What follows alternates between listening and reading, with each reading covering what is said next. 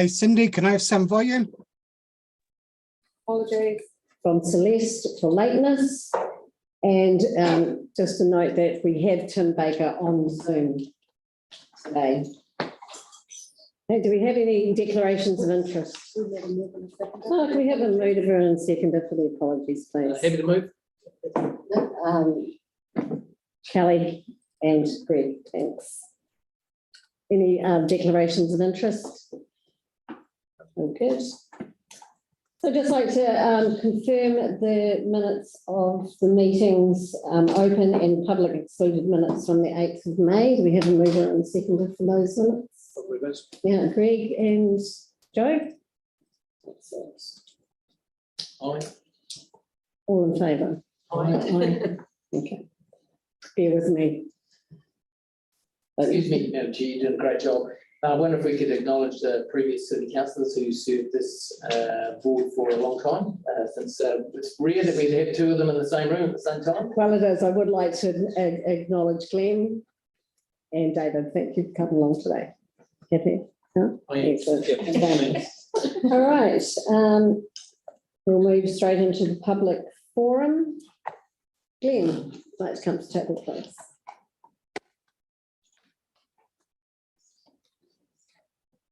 Kia ora tātou. Thank you for the welcome, Jackie. Excellent. Thank you, Glenn. If you'd just like to turn your microphone on, you have 5 minutes. Just like that.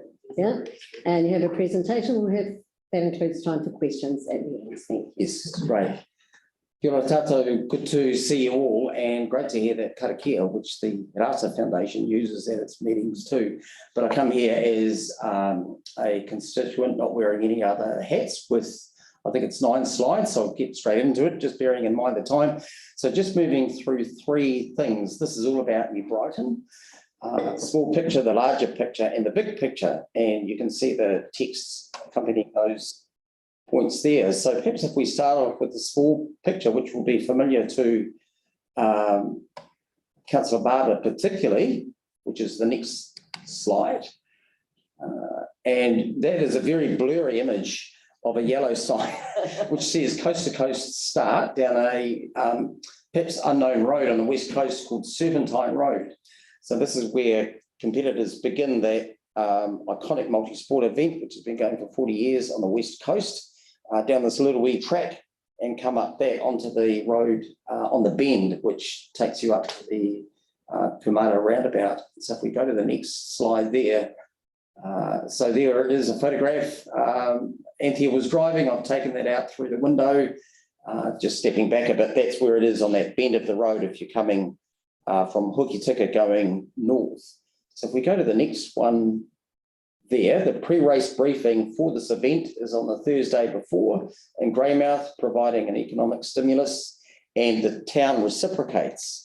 And in the race packs, I'll put one either side. There is a set of vouchers. There's one for you there, Yanni, and Joe, just for competitors and support crews, etc., to make the most of. If we perhaps go to the next slide. From 1983 until 2014, the coast to coast finish line was in Sumner. It shifted in 2015, mainly due to traffic compliance costs. There are less intersections going this way over the Gorge Bridge home. It comes up South Air Road now towards New Brighton. So this has been huge for New Brighton, the finish just being out there. If we can go to the next one.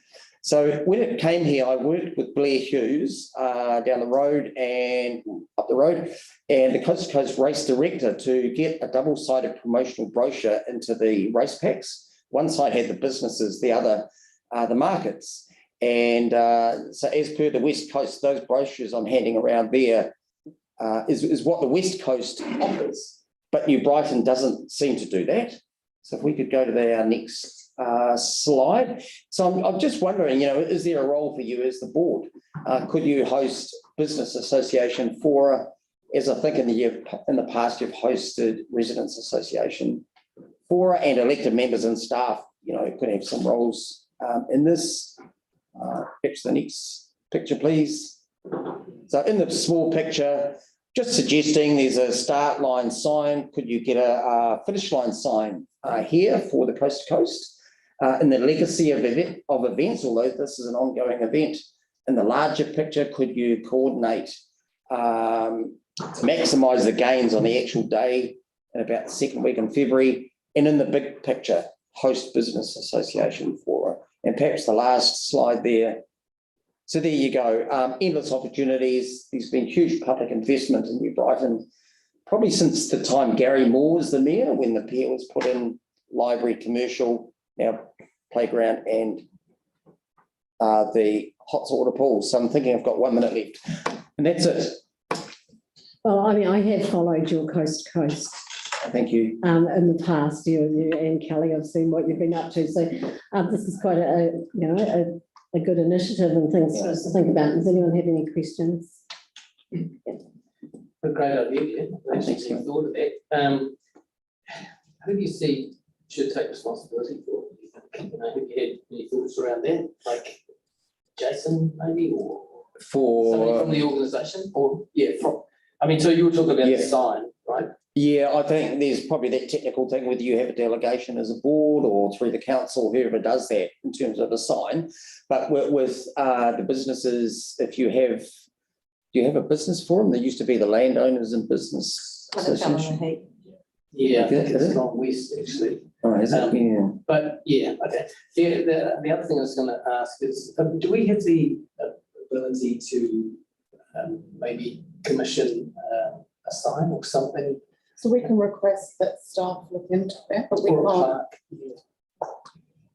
dependent on staff, but we can't make a final decision. We'll have to investigate further. So the only outcome from today's meeting would be to request staff look into the possibility of having a sign put up, if that's the direction in which the board want to take.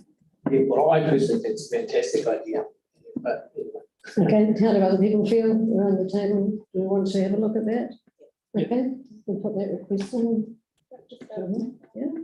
And if there's some sort of support that we can get into to actually encourage some sort of business forum for actually to achieve this kind of outcome, because it's not just this event, it's other events as well.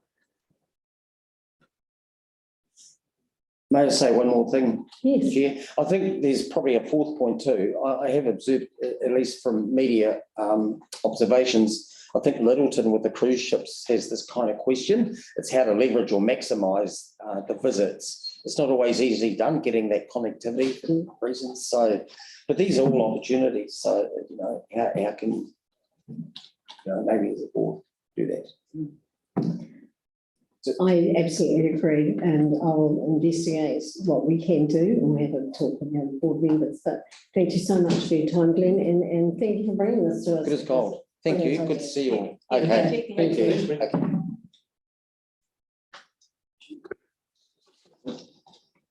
Okay. Our next public forum is Stephen Wood. If you want to come up. Welcome, Stephen. You have 5 minutes with the presentation, and this is on cycle networks. Just 1 minute's coming up.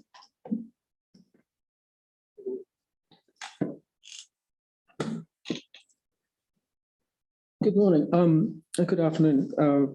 I'm Stephen Wood. I've recently returned to Christchurch. I left here as a university student a long time ago. I've moved into the Burwood ward. Don't live too far away from Kelly. My former role was as a research scientist in atmospheric science, and I've got a PhD. I'm going to be talking about the kinds of cyclists there are, and just to illustrate the kind of cyclist I can be. A couple of weeks ago, I cycled home from a meeting in Wellington along State Highway 1.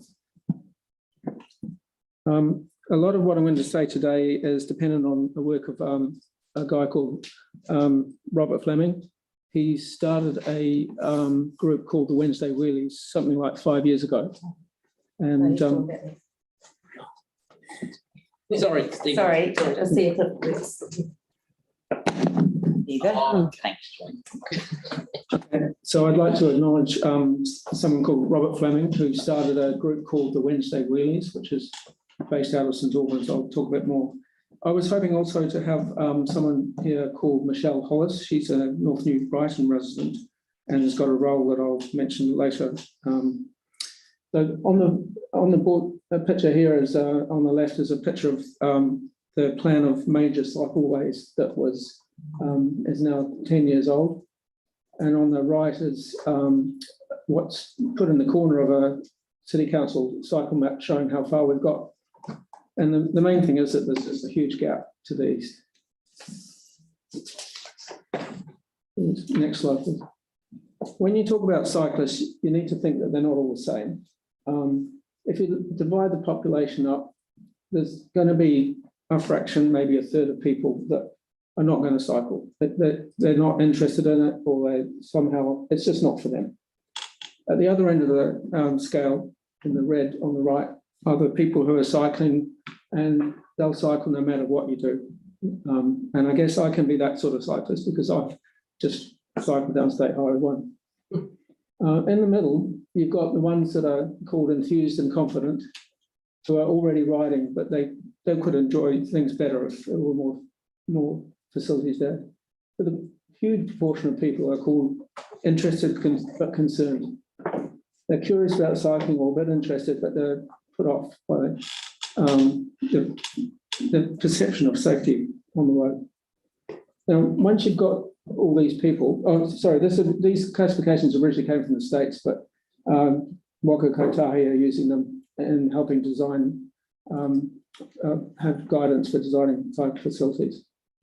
If you look at those four groups, they're all going to have very different ideas to building cycle infrastructure. If you want to build cycle infrastructure, there's no way, no how, people are just not going to be interested. The interested or concerned are going to be really interested in asking why it's taking you so long.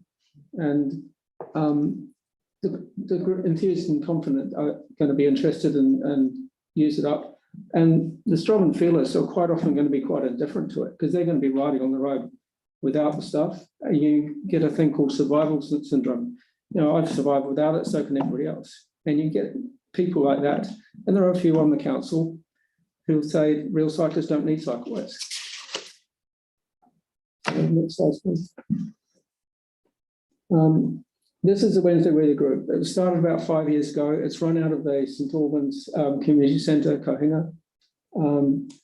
It's a social ride on Wednesday mornings, which means it's people that are not working.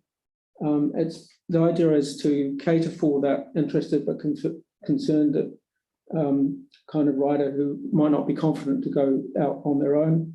And one of the things that it's aiming to do is provide city discovery, find your way around some of the facilities.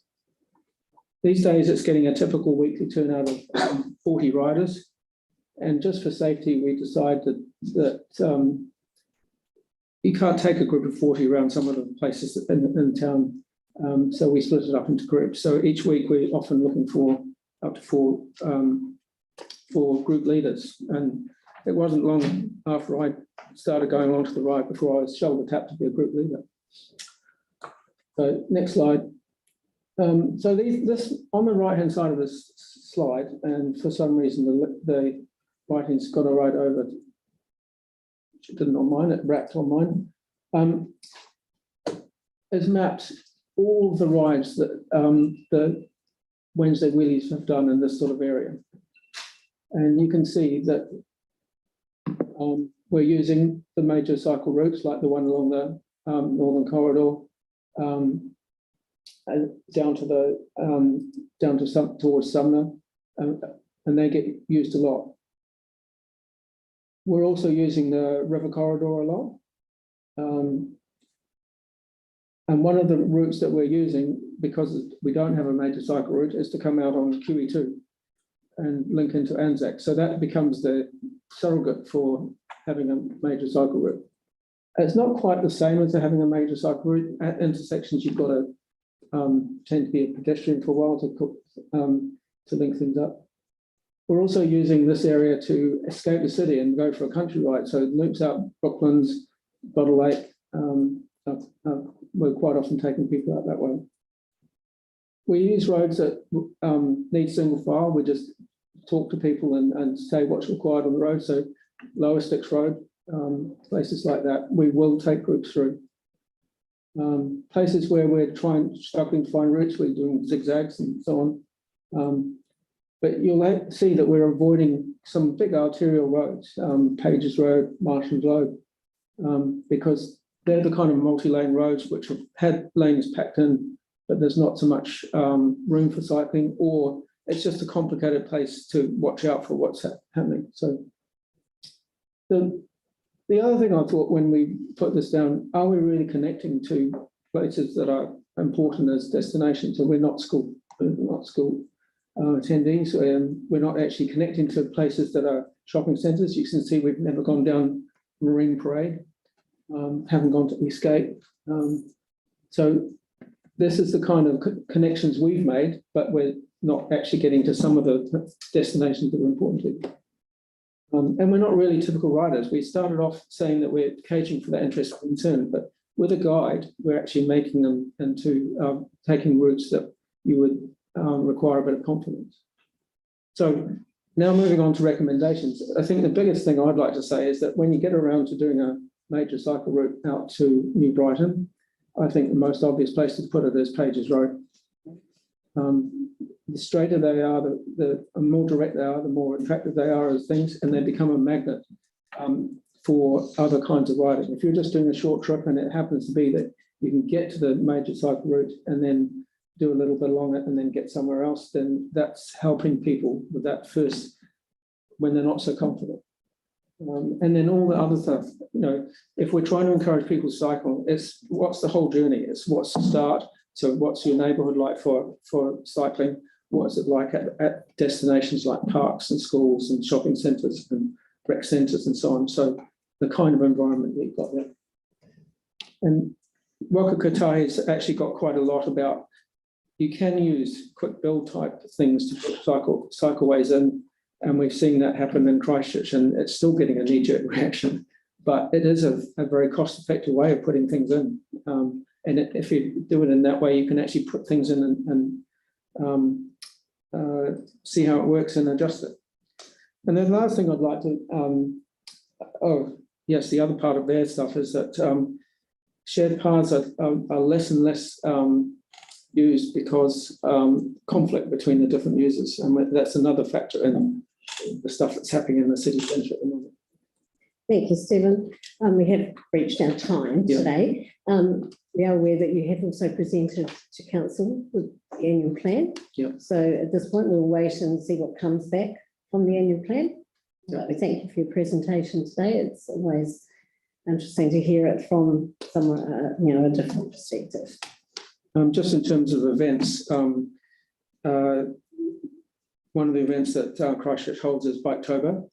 And one of the ideas that's coming up for this, Michelle, who I was hoping to have here, is the coordinator for Biketober.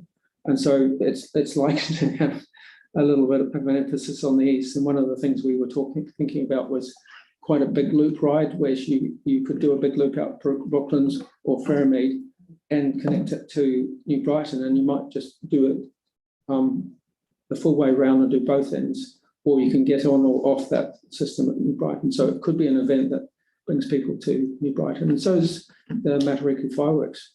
Excellent. Thank you so much. Thanks, Stephen. And our next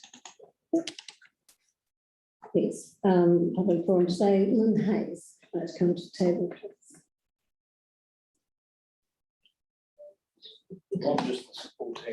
Okay. Security. Go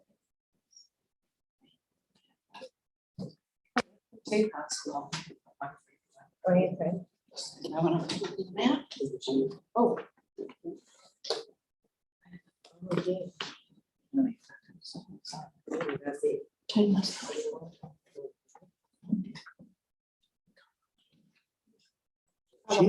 Is that on? Yeah, thank you. We have 5 minutes. Thanks very much. Good evening, everyone. I'm, as you all know, Lynn Hayes. I'd like to talk to you about the board about various monuments in the area that are lacking maintenance and have fallen into disrepair. The first one is the Anzac poppies. especially the garden in front of the poppies. It contains rocks that came from Gallipoli, surrounded by a double-edged brick edging. It's overgrown, you can't see the brick edge, duck poo everywhere, so I don't know how health and safety that is with all the ducks. I'd like to see it moved up to an ornamental status, which will include irregular maintenance. I know people in the community have done it at times, but you know, not everyone can do it all the time. The second one is Amelia Rogers Reserve. Now this commemorates, it's on New Brighton Road. This commemorates the site of the first post office in the area that was run by postmistress Amelia Rogers. It's an adjacent jetty that's fallen into repair and usage since the earthquakes. The memorial rock is overgrown with all sorts of vegetation, but there is an original rose there which I think would have been planted when the rock went in. There's a plaque, was a plaque there, but it has been jimmied off, but the bolts are still there. And I'd like that to be moved up to ornamental status, please. And the other one is the Jack Hinton Memorial. Now that's an Anzac Drive between Pages and Bexley. Now, he was a VC, huge New Zealand Christchurch War hero, really. The surrounding gardens and the planter boxes, they've got beautiful natives, but they're just overgrown. The weeds need to be weeded, and I would like that to be moved up to ornamental status too. There is possibly something on the rock, but there's a bit of a gap there, but I don't know what was there then. Then QE2 Park memorials. Now there's 2 memorial stones, one for the Commonwealth Games, which is in good condition, and the second one, purchase of the land and naming it at QE2 Park. The plaque on this rock is missing. The area was not sold to the Ministry of Education so that the memorials and the stand of trees would remain to acknowledge the old QE2 complex, the Commonwealth Games and the New Brighton horse racing track. There is a 50th, as you'll probably know, 50th coming up in January next year to mark the Commonwealth Games. And also Ernest Lever drinking fountain. Now that's down at North Beach. It's next door to the North Beach War Memorial and Memorial Hall, North New Brighton, sorry, War Memorial Hall. Now, council came in many years ago and fixed it. It was leaking at the top, but down the bottom it's still leaking, which I think will be a big job, but I mean, there's still water coming out of that all the time. And just if you approve all this to go to ornamental status, that in future, if you do put memorials in the board, just make a given that that's how they go. Because, you know, they're there for a purpose and for people to look at and remember. And it's history, our history. Okay. Not just so much questions, but I have been following up some of these things over the last year, and I don't know where they got to because I did take them to you, Cindy, with the Amelia Rogers and the QE2 one. Amelia Rogers doesn't ring any bells, I apologise. Jack Hinton has been raised, and the Parks unit we're working with. They're working with the Red Zone team about restoring it and keeping it. Yeah. And with that one, there's some really special olive trees too. Yeah, so they're aware of that, they're working on that one. The QE2 Park memorials, again, that has been raised. We are still requiring, so we can go and make another plaque, a copy of the one that was there. The image that I was provided with didn't have all of the wording. So if anyone can provide me with a copy of the wording, I can pass it on to the relevant unit who would then put it on the register. So I can't promise that it will be installed by the 50th recognition next year. However, it will be put on the list and we can emphasise that there is that next year so we can try and fast track it.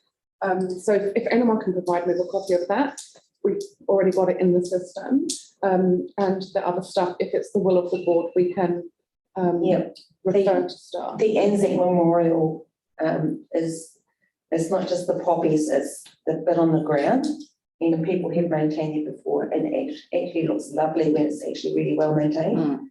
And if we can actually highlight these and get them classed as ornamental place. Yeah. So again, if it's the will of the board, I will send this to staff who will look into it and they will provide advice back, and then a decision, if necessary, for them to be made ornamental will be made. Yes, Janet. Kelly, Yeah, that's kind of answered my question. Could you explain just what the difference between regular and ornamental status? It just involves? means the frequency in which the garden beds are maintained. So can we conduct a straw poll to see whether the board will be interested in requesting a change to ornamental status for those? we've got that. So again, Yeah, But the board can't make that decision right now. It No, still sure. needs to go to staff. So I just wanted to make that clear, just so you didn't. Oh, yeah, no, I didn't. And you'll let me know. Absolutely, we'll let you know the outcome. Okay, Yanni?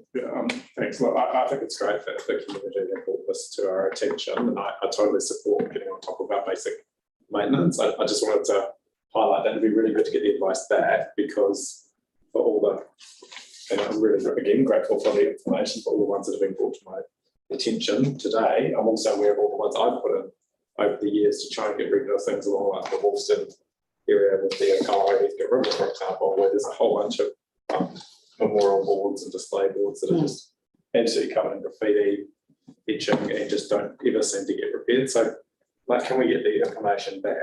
Yeah. And then can we maybe as a board think about what we need to do if the levels of service aren't adequate to ensure that we do get on. But Okay, so we'll refer that now and we'll see what comes back and we'll talk about it further. can that include? Okay, we've just got Tim on Zoom with a question. Oh, sorry, can that Yes.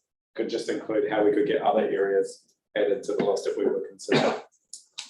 So that would just be a case of raising it with staff, as we have done in this instance and other instances in the past.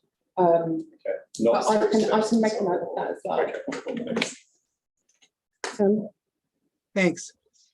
Kia everybody. I was wondering if, is Maria Dembski still the staff member at council who keeps an eye on all this stuff? And if so, could we just get a report from her on everything? I can confirm Maria is responsible for some of the things on this list, but not all of the things on this list. Especially the plaque, that was the point of contact with Maria. So if I can get a photo, we can get that back on track. But there will be a mixture of responsibilities between parks and road maintenance just because of the boundaries. So leave it with me and I'll get it to the appropriate staff and we'll get the responses back.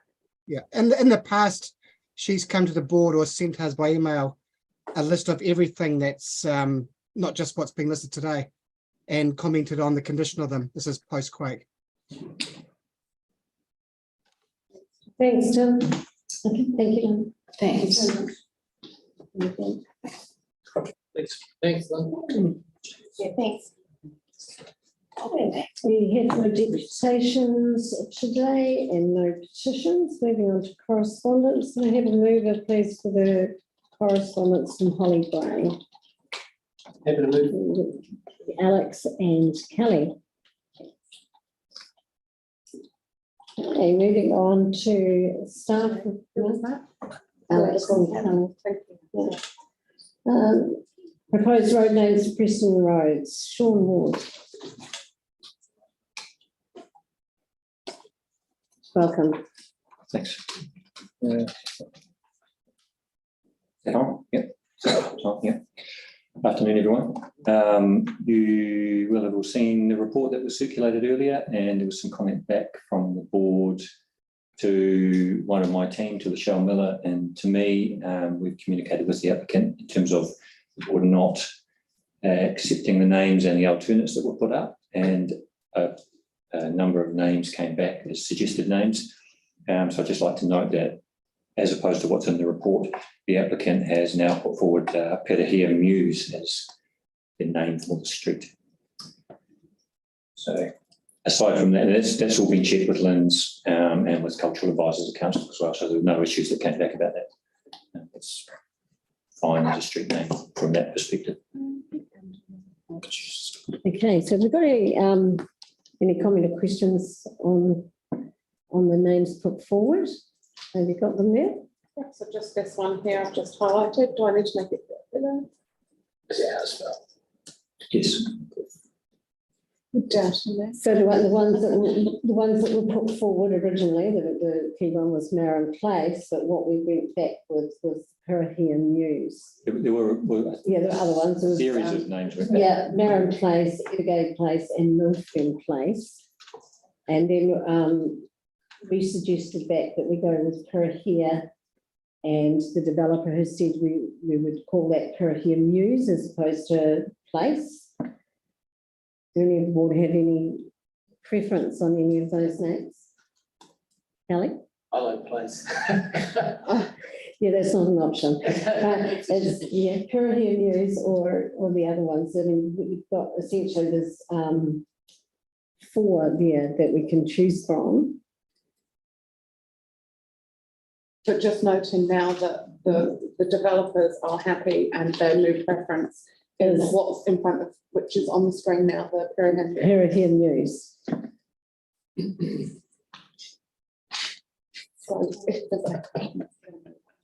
Okay. So So- I'm confused here. Is it one or the other? No, it's Pirahia News. If there's no debate on that, we can just get a mover and a seconder, and it'll be Pirahia News. I'm happy to move it. Happy to move, Joe, seconder, all in favour? Aye. Who seconded it? Well, Greg, yeah, that's Pirahia News. Okay, Excellent, thank you. thank you.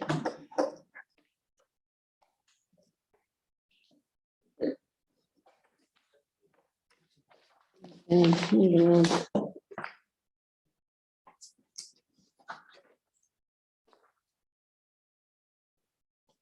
Queen's Park Reserve proposed lease. Felix, thank you. Do you have any questions regarding this? Good club. Happy to move, Kelly? Happy to second. Second to Joe, all in favour? Aye. Thank you. Okay, I didn't switch it on. But you enjoyed your trip out. discretionary response funds. Yeah. We'll have to go through this one at a time. Pillar Early Learning Trust, do we have any questions on this one? Yanni? Yeah, I was just wondering, really support the work that this trust do, very, very supportive, but we're being asked to fund a centre in another community board's area, and I just wondered if that community board had been considered, given that they wanted to take over this part of the city in terms of their board, whether they'd considered funding that as well.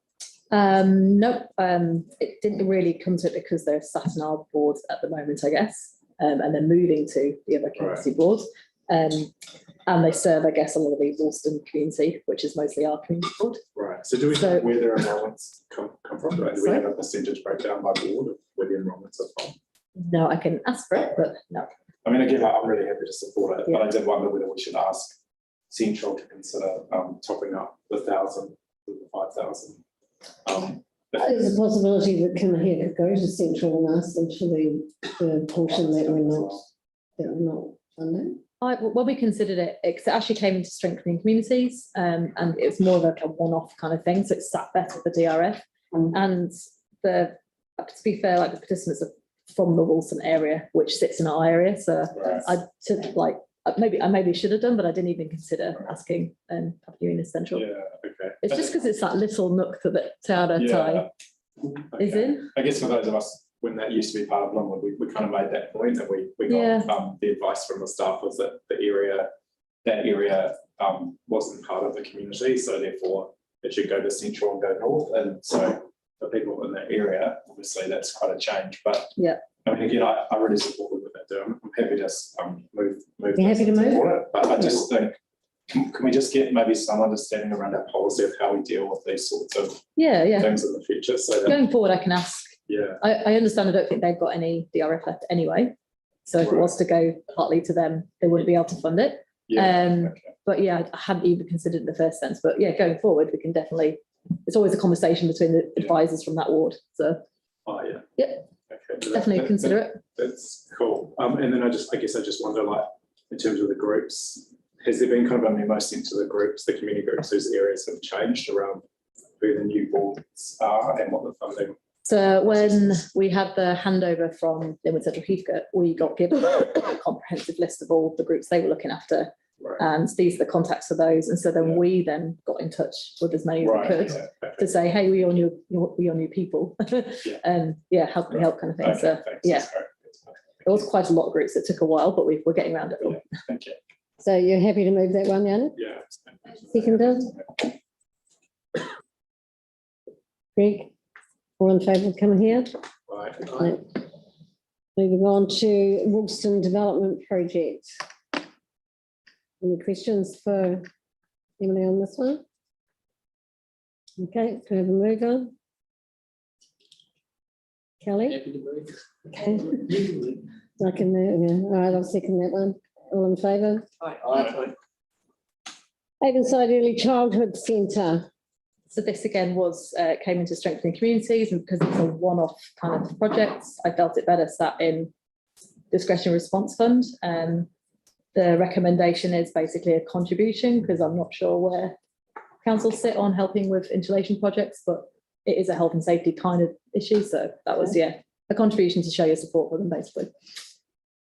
Okay, Greg? I was interested in reading through that, how it set as a priority 3 compared to other ones that had the similar numbers to them. And Yeah. that's in that priority 2. Because of the nature of the project, it's insulating the house that they're sort of situated in. And typically we don't really fund, not through community board, kind of capital stuff like that, but considering it's hitting, I mean, it came to strengthening communities and they need it doing now before winter. So I was like, might as well try and push it into discretionary response. But yeah, typically it's not really a strengthening communities project, although I see the benefit of obviously those tamariki playing and working in a safe environment that's warm enough. So. And will the works obviously be happening by its goal? Or what sort of time frame is it going to be to get the works done? Yeah, well, I got in touch with them to say, hey, look, if you leave this, keep it in the Strengthening Communities Fund, you're not going to get any funding in time for when you need the work done. So I guess, and I've spoken to say, we'll only give you a contribution. So you need to look at other funding. So I left that with them to kind of work out how to get the full amount to get this done. Only Glen's.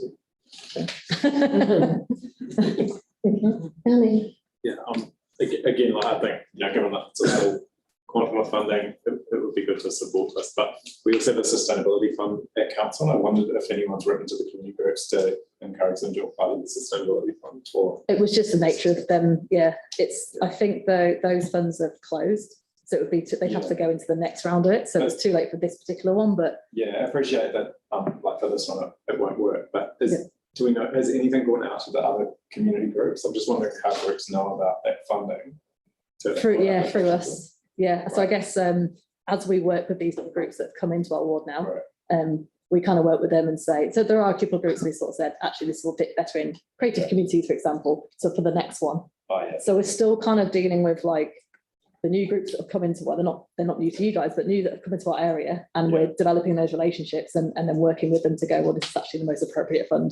But in terms of the sustainability fund, have we sent a letter out to all our community groups to say this fund exists? If you need stuff around energy efficiency, whatever. No, I mean, we could do that in our weekend brief. We wouldn't directly send letters to everyone. So when the fund's open, we do promote them through our newsletters that go out to our database and everything. So as time ticks through, as these new ones open, we do let community know. Yeah, I'm just mindful, I don't think we've had any groups, to the best of my knowledge, from our area apply for the sustainability fund. We know one's on the peninsula apply for it, but anyway, anything we can do to promote it. Yeah, and it's great for you to promote it as well. Yeah, Groups. yeah. Okay, so you happy to move on? Yeah. Yeah, great, thanks.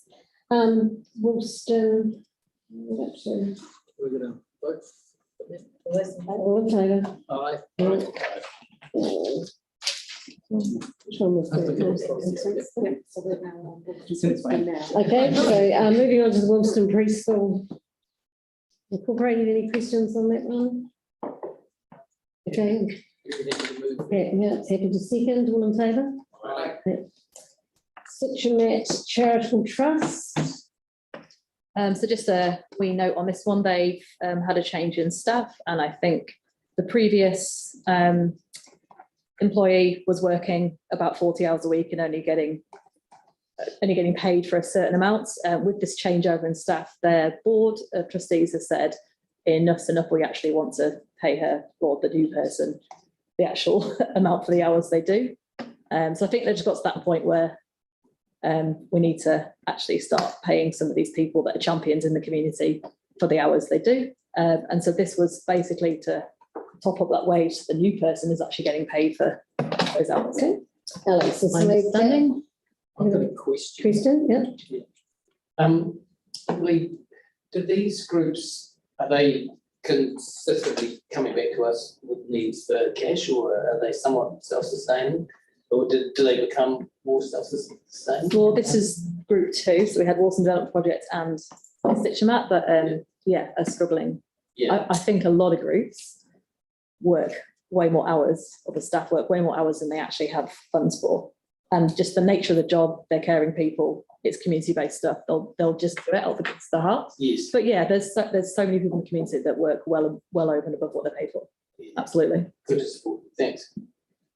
Okay, have you moved Alex and second, Joe? Thanks. And Mo Tagata Incorporated, I think we've got some questions on that one. No? Yeah, Manny?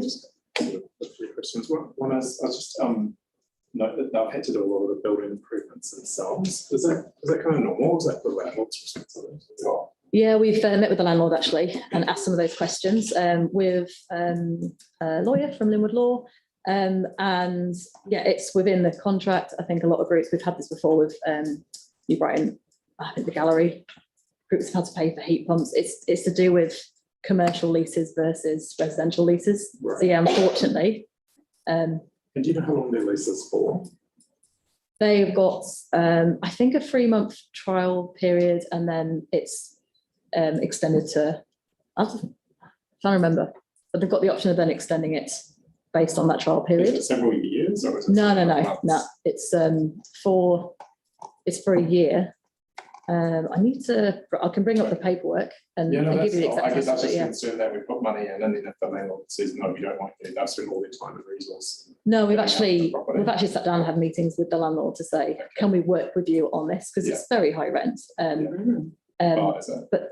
Yeah, seven grand a month, which is a lot for a building that was basically empty for ages. Right. So we've, the lawyer and I met with the landlords, with the group to say, actually, like, can you give us some leeway? They're a brand new group. We're working with them. Are you concerned that, that obviously just hearing that kind of makes me concerned that we'll then end up having to sustain a group that's got very high expenses? Well, that's why I really wanted to support them in trying to get themselves set up so they could get lots of kind of highage out of the building, as well as the programs they run, so that they can be more sustainable, like self-sustaining, rather than come to us. And what I really kind of respect about the group is they set up and dug into their own, money to make this happen because they saw a need in the community, rather than go, oh, we'll just ask for funders to support us and not actually test the product. So.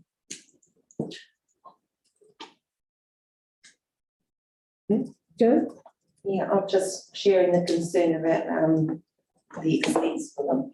Yeah. And if this falls in a heap, would they look at maybe transferring to a community facility? They wouldn't be able to, I don't think. I don't think there's any facilities they can access, but we have worked really hard with them to set out an annual plan now with their costs, their expenses, what they plan to do, what they can do. So as part of that capacity building, we've worked with them to make sure that now they are sustainable going forward.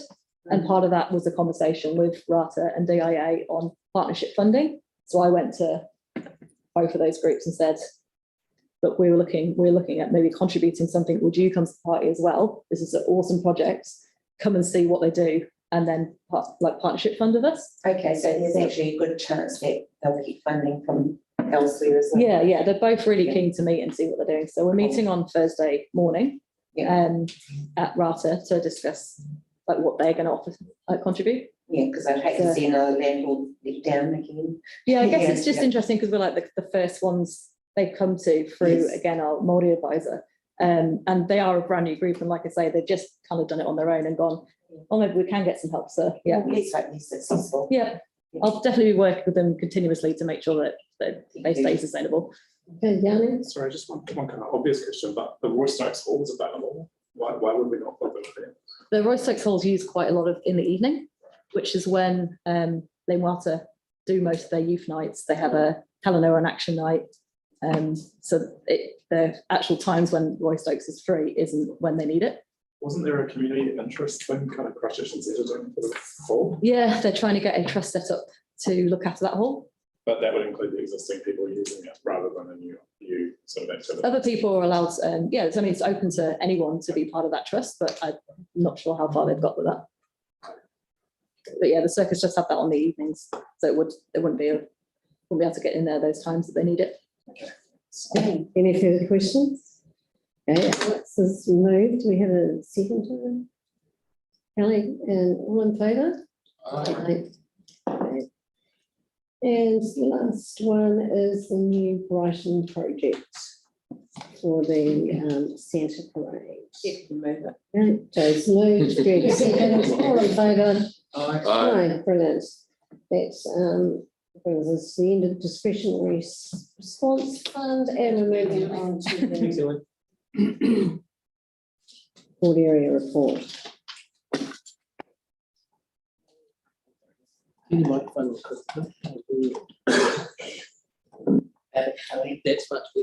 Thank you. I'm happy to take the report as read. So if there's any questions from members. Do we have any questions? Yanni? Yeah, I just wanted to acknowledge the staff for the support that they've given to the Nigel on-track opening event at Bexley. The staff were acknowledged for being really supportive of helping that project, which is really great, and the community board as well. But I just wanted to check, do we have a process underway to update the community over what's happening at Bexley in terms of the reserve development plan? Because we've also had concerns raised at council around the dog park. And I'm just obviously mindful that we had an on-site meeting. I don't quite know what's the regular kind of communication back over what's going on. It's not something that I can update you on now. I don't know if you want to, Cindy. So it's still sent with staff to provide me with an update. Once that update's been received, I'll share it with the community board, and I'll also include it in an error report, which will cover points raised and staff responses. So The dog, just the dog issue was pretty urgent because dogs are actually getting, as I understand it, like actually it's having a really adverse impact on dogs in terms of the grass. And there's a limited window of time to get on top of it. So maybe I'll raise that in members exchange or something. I mean, I've raised it through council. But it's with me already. I will do stuff again Okay. tomorrow. I've got a list of things to continue to chase. And I do on a weekly basis. Yeah. Any update. So as soon as I've got it, you've got it. Yeah, okay, cool. Thank you. And then just wanted to check on the just in regards to the Bromley Community Centre, in terms of the air purification, like this came out of the request from the people in the community with the wastewater treatment plant owners that got really bad, is that if council can't control what's happening outside, can they provide spaces inside where people can go and get away from their owners? So I just wasn't quite sure from the response around whether or not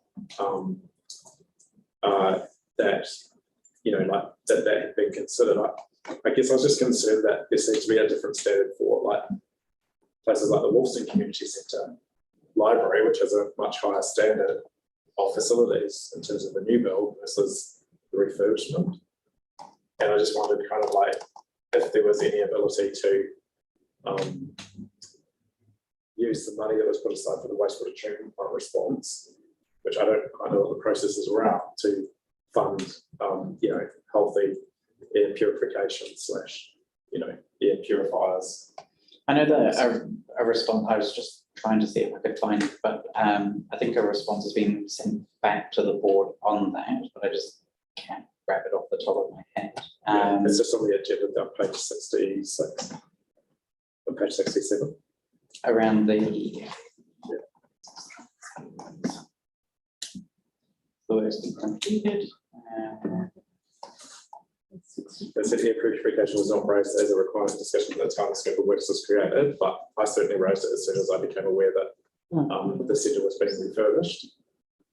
Hence the reason for asking for the advice, before the works had started. And yeah. So I guess, so what are you looking for from this? Because if the scope of the building, the work's being completed at the building, are you looking if this could be considered as an add-on? Yeah, I mean, I'm just trying to understand, like, in terms of the air purification, we've got money available through the, I don't even know what budget you call it, but through the wastewater treatment plant fire response, there was money made available to community boards to support the community. So $20,000 was put aside for community boards, but that's all been spent on community. So community were applying to use those funds. So 20,000 was set aside for Coastal-Burwood, 20,000 was set aside for Linwood Central Heat Pit. So the 40 has been fully spent on community initiatives. Yeah. Oh, right. Okay. So okay. Cool. And just the only other thing, I'll just say that I felt when we went to the garden walls there, but it's a health and safety issue not to have the projector up in the ceiling to run calls and stuff through with elderly people going up. It's actually quite dangerous.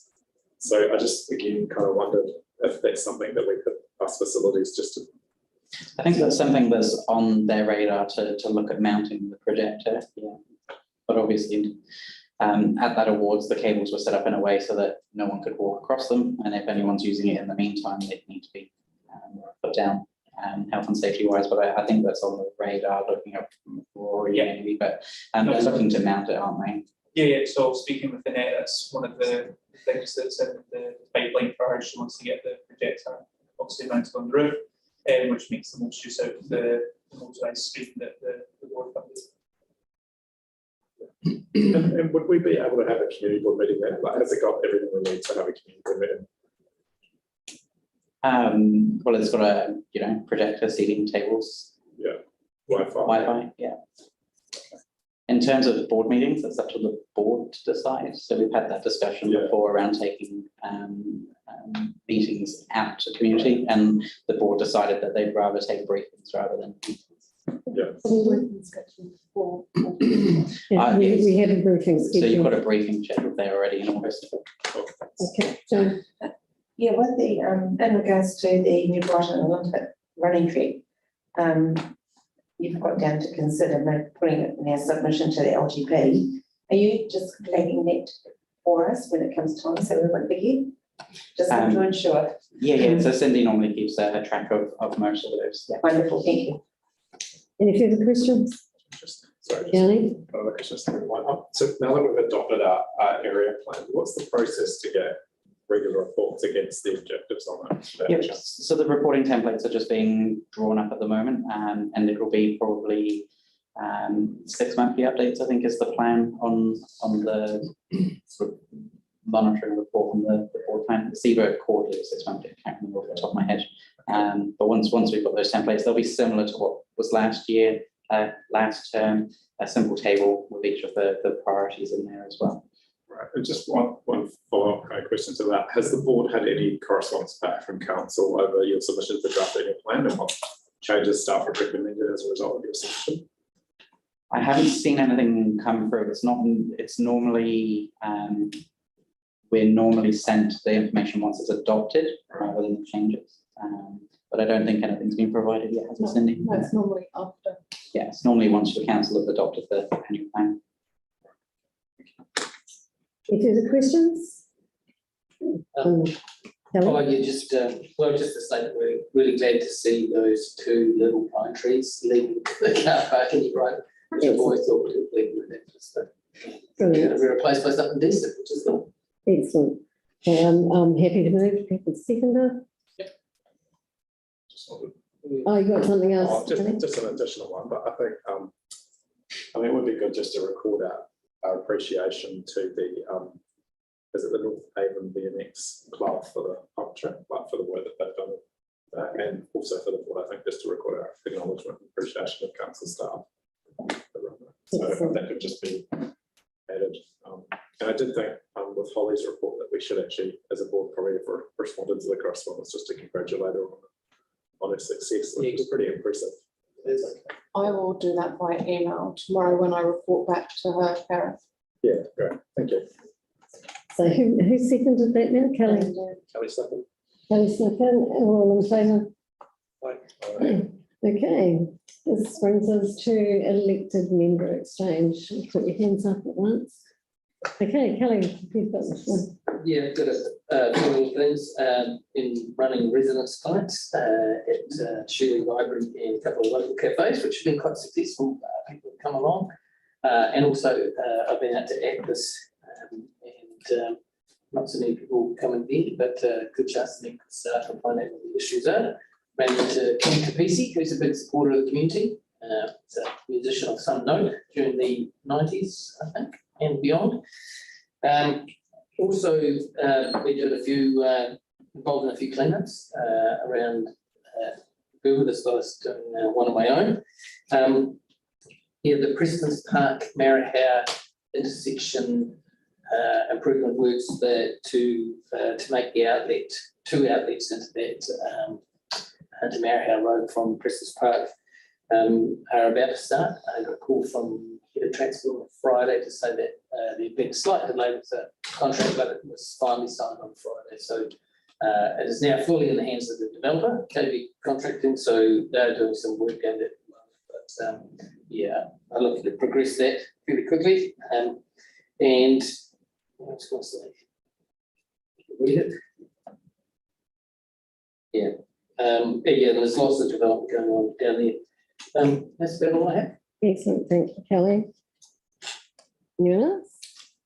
Okay, I'd just like to feedback on the to board members more so than councillors, because they know the organics processing plant, the council has been briefed on that. We will be having our briefing on Thursday with the mitigation ideas that staff have come back with. It does go for council next Wednesday, and I'll be doing a deputation along with other members of the public, just so you know that this is in the wind, but we've got a very disgruntled group of people in Bromley that will be attending that meeting next week. Okay, is there Joe? Yeah, just to let you know that I've arranged a tour of our ward with Phil Major this Friday. Okay. So Celeste and Alex and I would go along and just show Phil a couple of the areas that we wish to highlight. Excellent, thank you. Danny? Yeah, thanks. I just wanted to let the board know that unfortunately council made the decision that the boards wouldn't be involved in the safer speeds consultation around slowing the speeds. So we've had a lot of submissions from the community to the full council as part of our hearing, and there's been a lot of issues raised at a local level. That it's a shame, because actually it would be quite good for the board to know. But I just wanted to raise one in particular, which was the speeding and dangerous traffic going down Cypress Street through Bromley. And I know in the previous community board, certainly those concerns have been raised. And I know we've got some work underway in Bromley, but I did want to specifically get on record and ask for some advice on what could be done around mitigating the speeding and dangerous traffic through Cypress Street in Bromley, based on the submission and the video evidence that the councillors were given last week, and also given previous concerns that were expressed by board. I have read through our Bromley community planning stuff as best I can to the most recent meeting, which was again quite a few years, maybe 2 years ago, a year and a half ago. And there's no record of the Cypress Street concerns, even though the initial community meeting, I'm pretty sure that they were raised. And so I just want to make sure that we do get Cypress Street in, on our radar. And also, actually, if you look at what council's done Park Terrace, put aside your debate about whether you support the cycle lane or not. But if you think about the low cost intervention to get safer streets in an area, it does seem like quite a practical, cost effective solution to do something quite quickly that can mitigate the concern that people have. So again, I just wanted to make sure that we've got a record of the Cypress Street concerns. Yeah, just give that feedback. Yeah, the only other thing that is kind of not lost on me is that the board's never had any briefing or information about the toxic spill into the Apalaho Heathcote River. And I think it's inherently unfair for a community not to be advised and appreciate that there'll be an ECAN/council relationship there. But in terms of water quality, that would be something I think that as a board we should at least be seeking some information around what that toxic spill was and what the process is to let the community know. So, Jackie, if you'd be obliging, in regards to the ECAN, so I'll get to Cypress, we've already requested a briefing / update from ECAN and we're yet to receive a response. Right. So we've already been looking into that. With regards to Cypress Street, you received an email last week advising that the best process for Cypress Street to be addressed is for them to continue to make a submission through the upcoming Way Safer Streets Bromley consultation process. So staff are aware it's gone to the right staff, but the resident who has raised it with another councillor has been advised to also raise it for this process. So my understanding of that Safer Streets consultation, engagement is we're telling people what intersections we're doing. It's not up for changing, and we've also got money, $1 million on budget for Bromley traffic improvements. It's not even mentioned in that consultation, which is the one that was supposed to be part of the traffic plan. So I'm just increasingly concerned that the council, as a metropolitan being, has sort of taken over the community board's work around the Bromley traffic and is portraying it as though it's only happening because of central government, not making any reference to the fact that this board, previous reiteration of the community board, actually funded the project manager to get action on the Bromley transport plan, as Jackie will know. We put it as a board priority. We lobbied council to get money on budget, which we finally got. And there is some discretion over how we spend that money as a community board. So, yeah. And in terms of Cypress Street, what they're saying is the best thing for that street to be acknowledged is to put it in when that consultation is done. But can we record the concern as well? Because Cypress Street can speak concerns, but with regards to your other queries and concerns around the Bromley project, the funding, etc., I am chasing staff daily, waiting for an update. So as soon as I know, you all know. So it's not been forgotten. But It's not been ignored. is there going to be any consultation on the money that we've currently got on budget around the sort of plan? We do have a briefing upcoming this month. So if we haven't had a written response by then, I will definitely be warning them that they should come prepared to answer that question in person. Thanks, indeed. Kelly, you have something? Yeah, sorry, just one more thing. I got a phone call on Sunday from an Auckland number on my council line, and it was from New Zealand Relay Services. I don't know whether you guys have ever heard of New Zealand Relay Services. I haven't. It's a facility whereby deaf people sign over their phone to a service who translate and then phone people on their behalf. And so, unfortunately, for the first 30 seconds, I thought it was a scam. So but they called straight back and then explained a little better who they were. But I thought it was extraordinary. So I had a long conversation with one of the residents of my ward about some concerns they had about some drunk people bothering them and some neighbours on Saturday night. And I didn't know that whether any of you guys were aware of anything like that. But so I popped round to actually meet the people today and talk to the neighbour as well, and just sort of alleviate some concerns and confirm with them that there was a police issue, but it was a really valuable learning tool. So someone calls from an Auckland number and says that's the relay services. That's what it is. Don't hang up on Not a them. scam. Okay, thanks. So there you go. All that's good. Tim, go on. Okay. Greg, Yeah, so last week, Joe and I met and we started sort of coming together with some plans around like a resource that we can hand out to community groups, particularly based around crime in areas. So we just started drawing together a few websites, just sort of briefs around those pages from the web as well. I've got busy over the week, but plan on sort of refining that down a little bit and then sharing with the board as well. So we can all add in our pieces and then work to expand on that as a further thing. But just wanted to make a start so we had something as a thing together. Yeah, so it's just something Excellent. we've started our way through. Yeah, I look forward to seeing that. It could be a good resource for all of us. Okay, I think that sums it up. Thank you for a good meeting and for being kind. Let's stand, we'll have the karakia.